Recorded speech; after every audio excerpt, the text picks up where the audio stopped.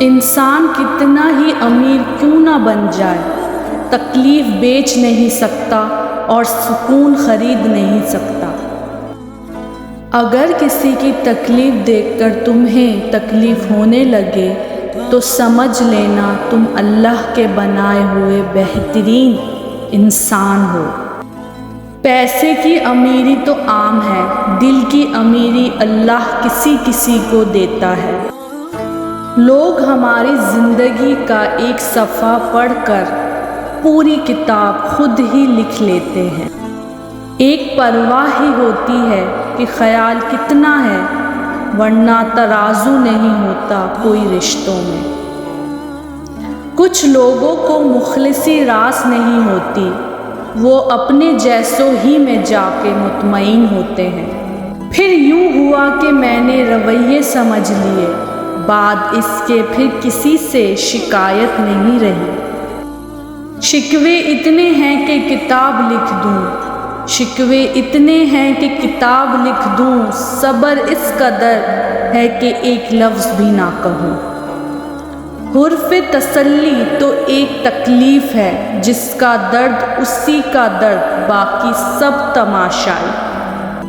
زبانوں کے پیچھے مت چلو، کوئی تمہیں ایسی کہانی نہیں سنائے گا جس میں وہ خود غدار ہو۔ حسد ایک زہر ہے جسے انسان پیتا خود ہے اور توقع دوسرے کے مرنے کی کرتا ہے۔ جب تم سکون کی کمی محسوس کرو تو اپنے رب کے سامنے توبہ کرو، کیونکہ یہ انسان کے گناہ ہی ہیں جو دل کو بے چین رکھتے ہیں۔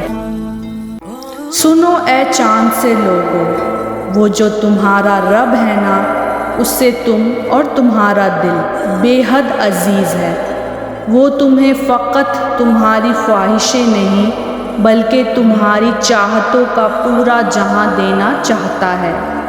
اپنے رب کی رحمت سے مایوس مت ہونا۔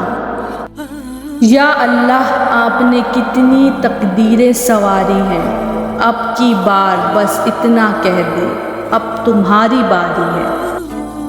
لوگ مطلب کی بات سمجھ لیتے ہیں لیکن بات کا مطلب نہیں سمجھتے۔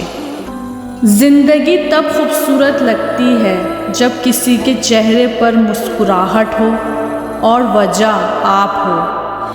زندگی کی ٹھوکریں بڑی نرالی ہوتی ہیں، جب بھی لگتی ہیں کسی کی اصلیت دکھا جاتی ہیں یا کچھ نہ کچھ سکھا جاتی ہیں۔ قبر اور قدر کبھی جیتے جی نہیں ملتے، مرتے ہی قبر تیار اور قدر لاجواب۔ سب خفا ہے میرے لہجے سے، حالات سے واقف کوئی بھی نہیں۔ جب بول کر ہی احساس دلانا ہو تو گونگے بن جانا ہی بہتر ہے۔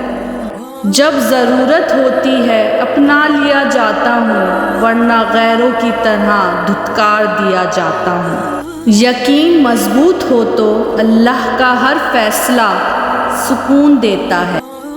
نماز اتنی ہی ضروری ہے جتنا کہ جینے کے لیے سانس لینا ضروری ہے۔